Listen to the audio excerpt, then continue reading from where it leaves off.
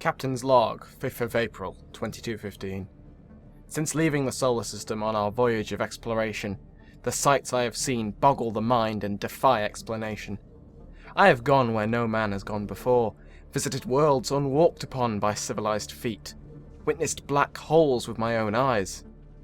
In this universe of wonder, it is clear that mankind will have to fight to survive, as even in our short voyage, I have fought creatures made of crystal, sentient storms of plasmic energy, and hostile space whales that drift through the cosmos, looking for a fight.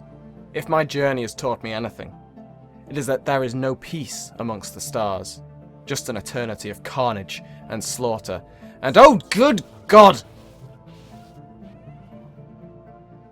Hey everybody, Manannan here, and welcome to Stellaris, the newly released game developed and published by Paradox Interactive, set 200 years in the future, where you try to form and rule an interstellar empire in a very active galaxy. I was lucky enough to receive a review copy of the game, so I've had a chance to play a few dozen hours of it to give myself a decent grasp of the basics.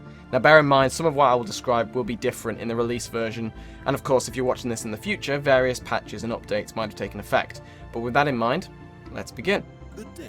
When you first begin the game, your units are all clustered around your home planet, and the randomly generated universe is clouded in mystery. The AI advisor immediately starts to guide you through the basics, explaining what each of your ships do.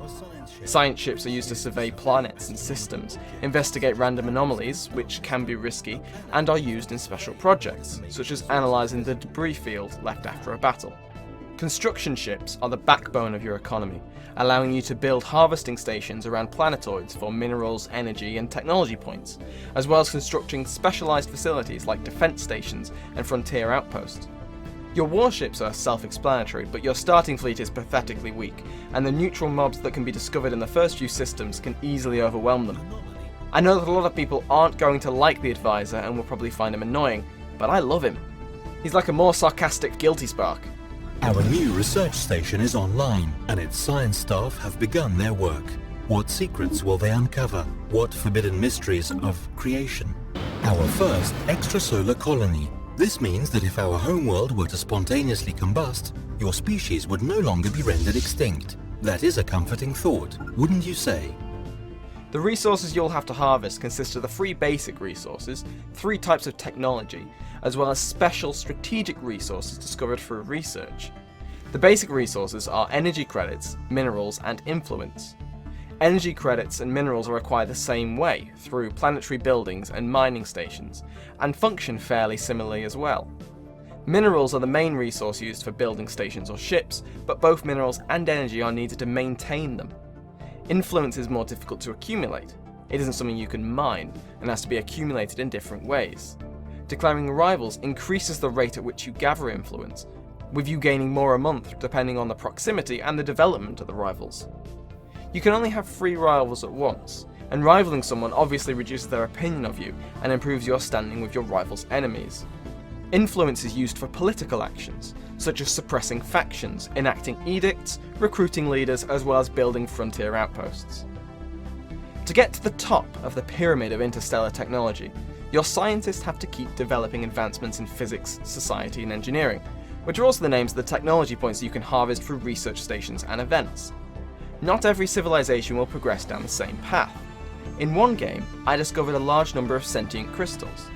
After killing them all and studying their remains, my fleets were fitted with powerful crystal weaponry. In another, my technology focused more on kinetic weaponry, like Mach cannons and railguns, while my missile and laser tech fell behind. In both cases, I came up against civilizations whose advancements either reduced the effectiveness of my chosen specialty, or who were woefully unprepared for the onslaught of the roaring tungsten that smashed their fleets apart. There are roughly 15 strategic resources in the game, and each one must be discovered by your civilization before you can exploit them. They range from alien pets that improve happiness, living metal to turn your fleets into a Necron armada, or dark matter to build powerful reactors. As the loading screen often says, it's perfectly justifiable to invade your neighbour because you want to steal his pets. Something that struck me is the appeal of early exploration. You don't know whether the star system just outside the area you've explored has a resource-rich planet ripe for colonization, or a xenophobic and powerful ascendancy. In Civilization, the factions you discover can be random, and so often is the map, but you still have an expectation of how advanced the factions might be when you come across them. Similarly, due to the historical basis of Europa Universalis, you will have an expectation of where things are on the map, what nations will be there, and what they will be like. Stellaris captures that feeling of the unknown, with a different galaxy map full of different races on every start. Each faction will have their own ethos, including your own, which will have some effect on what each empire gets up to. For example, the second human faction available by default, a xenophobic, militaristic offshoot separate from Earth, is ideally prepared for galactic conquest and purification of the alien, and its citizens gain happiness and productivity during war. The random galaxy feature does have its limitations. When I was playing as the United Nations of Earth, the first of the default human civilizations, I found another Earth in another sol system with a primitive human civilization rapidly developing. I probably wouldn't have noticed the repetition had it not been a system I recognised, but it does make me wonder how often star systems are going to be repeated in a single galaxy. Although I imagine that the newly designed systems will be added throughout the course of developer support. In-game, it would have been nice to have a bit of flavour text for finding a second human civilization, especially one that mirrored my own home system. But unfortunately I had to rely on my imagination and pretend that such a discovery caused a lot of debate about the nature of the universe and the origin of mankind. As my cliched intro suggests, war is an integral part of Stellaris. During your exploration, you will come across hostile entities guarding certain systems, which will have to be dealt with in order to exploit whatever resources are there. There are also roaming independent entities, from advanced nomadic flotillas, pirate fleets, and pods of space whales. Seriously, as an aside, do not attack a herd of space whales. They're all connected in some sort of weird space commune, and attacking a pod will aggro the entire galaxy's population of them. You can't speak to them, so there's no way to apologise and get off their shit list, which just gives you a headache from the harassment and the panic notifications. Hostile fleet detected. Hostile fleet detected. Hostile fleet detected. Hostile fleet detected. Hostile fleet detected. Hostile fleet detected. Hostile.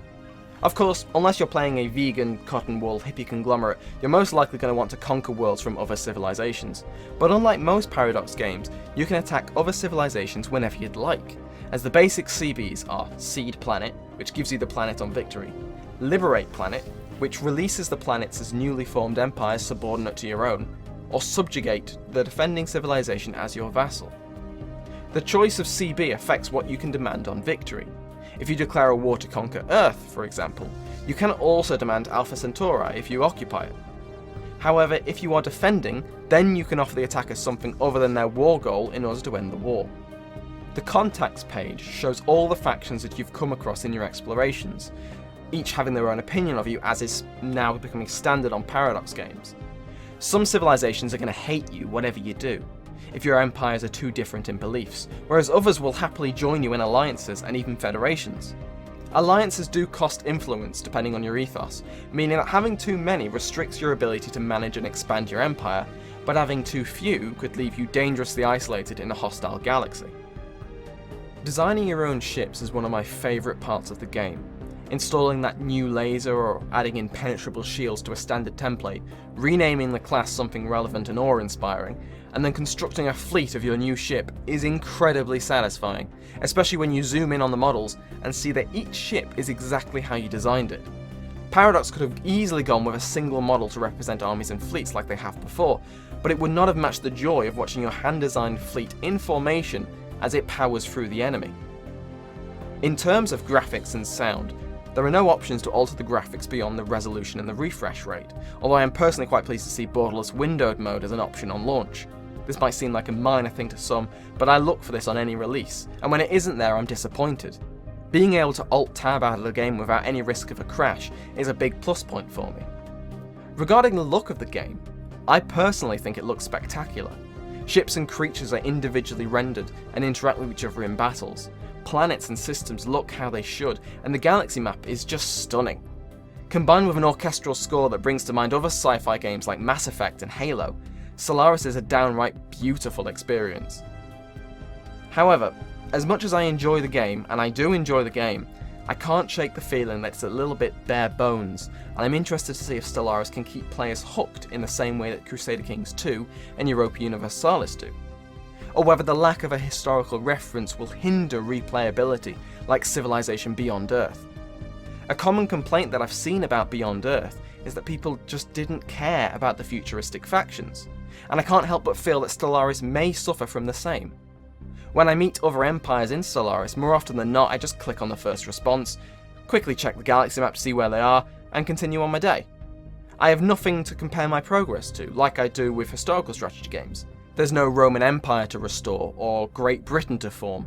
Now that isn't to say that there aren't objectives or achievements in Stellaris, as there certainly are, but it remains to be seen if there's enough replayability to keep players interested for hundreds of hours. Lastly, it would be wrong for me not to mention the potential for mods in Stellaris. Paradox has always been supportive of the modding community, and I'm interested to see which mod will surface first. Warhammer 40,000? Star Trek? Star Wars? Dune? Halo? Maybe these mods will provide that sort of context that I feel is missing from the base game. If people have a fictional precedent to aim for, maybe that will add to the fun. To sum up, Stellaris is a wonderfully crafted exploration game that borrows mechanics from Paradox's previous strategy games, as well as games from other studios. That feeling of wonder, of not knowing what's just a few light years away in the next system, is exciting, and the battles between two stellar juggernauts are spectacular to watch. The number of technologies and ship upgrades mean that there's clearly a lot of depth to the game, and I'm sure that the best build paths will soon be decided by the community.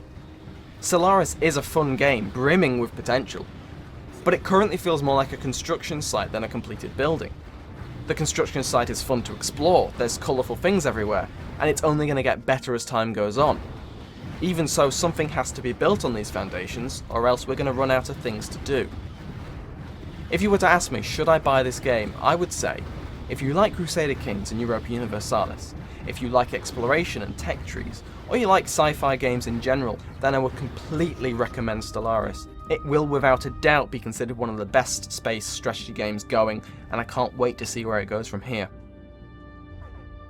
If you want to discuss my review of Stellaris, whether you agree or disagree, scroll down to the comments and have at it. If you want to watch my Let's Play, click on the annotation. And if you like my content and want to see more, go ahead and subscribe.